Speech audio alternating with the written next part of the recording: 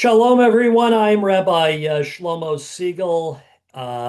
It is a privilege to add my own unique stitch to the rich fabric of Divrei Halev, which Rabbi Price did a wonderful job in the compilation of the beautiful Divrei Torah on Parshat HaShavua by Rabbi Rav David Weiss Halivni, Zecher Tzadik Livracha. So, in this week's Torah portion, Parshat Korach, we witness one of the most famous and devastating rebellions in Jewish history.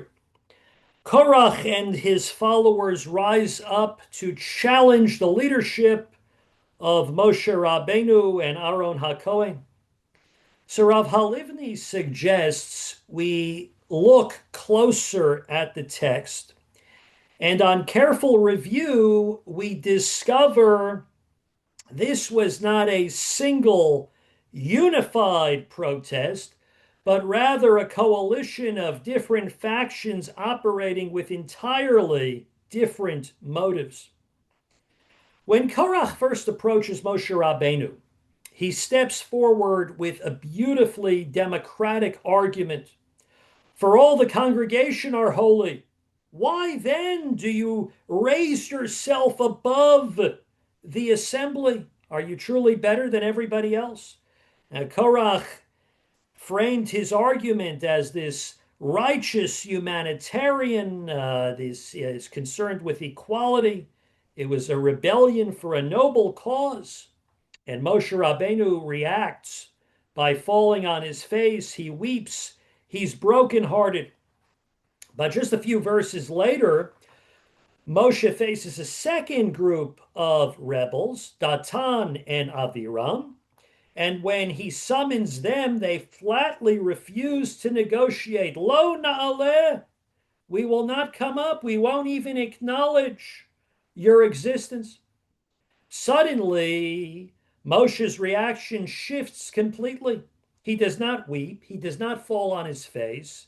Instead, he grows deeply angry. He turns to the Almighty and he says, "Pay no attention to their offerings. I have not taken a single donkey from them, nor have I wronged one of them."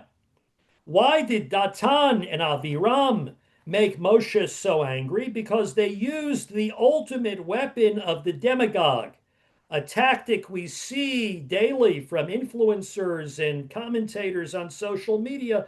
They told half-truths. They blamed Moshe for trapping them in the desert. And technically, it was true. Yeah, they were stuck in the wilderness. It was true they would never enter the promised land. But they conveniently left out the reason why. The sin of the Meraglim, of the spies. They left God entirely out of the equation. And they pinned every systemic grievance on Moshe's shoulders, and they weaponized a twisted version of the facts. Yet, despite how angry Datan and Aviram made Moshe, when God issues the ultimate judgment, the earth swallows them all. But the Torah names the eternal sin after Korach. Why is Korach the primary target of Hashem? Why? Of Hashem's justice, rather? So the Gemara in Baba Metzia establishes a core ethical principle that Rav Halivni points out. One should not say one thing with his mouth and think another with one's heart. Datan and Aviram were profoundly wrong. They were wicked, but they were direct. That was the difference. They said what they thought. They weren't hiding behind a mask of piety. Korach, however, represented a far more hazardous kind of threat. He used a righteous smokescreen for personal advancement. He claimed to care about the holiness of the community. But Moshe saw right through this political stunt. He called Korach out, pointing out the danger of devaluing a God-given role while coveting the priesthood. Korach was the ultimate hypocrite. He said equality with his mouth, but he thought of personal gain with his heart. And as we navigate currently the terrifying rise of global anti Semitism, we see the exact two factions playing out very clearly. First, there are those who are like Datan and Aviram. These are the direct, overt Jew haters, like the recent candidate for public office in Texas, who ultimately stated that she wished to put Jews in concentration camps and who, thank God, lost. These people do not hide their malice. You know exactly where they stand. But then we have others who are similar to Korach. These are the individuals who clothe their hatred in the language of righteousness. They claim to be motivated solely by a deep concern for injustice, for human rights, for genocide. Yet, predictably, they are silent on every other atrocity across the globe. You never hear them speak unless they are demonizing Israel or the Jewish people. As the famous comedian Bill Maher recently put it, no Jews, no news. Korach's rebellion ultimately failed because falsehood cannot permanently sustain itself. In Pirkei Avot, the Mishnah famously teaches that a rebellion like Korach is not l'shem shamayim. It's not for the sake of heaven, and therefore it is destined to vanish. As we navigate our own lives, our communities, and our fractured world, let us strive for the standard of the Talmud to let our inside match our outside.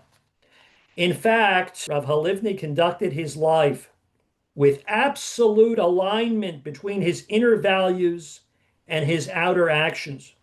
Rav Halivni was much more than a great Torah scholar and Talmudist. He was a Baal Midot. He was a master of good character.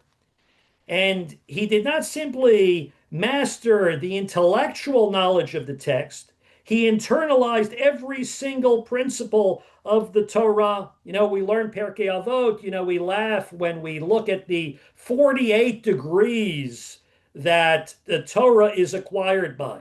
But Rav Halivni was certainly a man who personified all of those 48 degrees that Torah is acquired by. And sadly, though, the tragedy is such a thing could not be said about every Torah scholar. On a personal level, every time I had the privilege of attending a lecture by Rav Halivni, firstly, I always knew it was important to take notes because there were so many deep insights that couldn't be taken for granted. One needed to absorb the insights that he was actually conveying. And ultimately, I and countless others walked away always feeling deeply motivated to become a better Jew, to become a better human being. And that was the legacy of the great Rav David Weiss Halivni. And in that spirit, it's important that we speak honestly, that we reject the temptation to twist and bend facts for personal or political advantage. And above all, let us ensure that when we stand up for a cause, we do so with pure motives, l'shem shamayim, for the sake of heaven, and never, God forbid, for the sake of our own egos. May the memory of Rav David Weiss Halivni serve as an everlasting blessing to us all. Zecher Tzadik Livracha. Shabbat Shalom.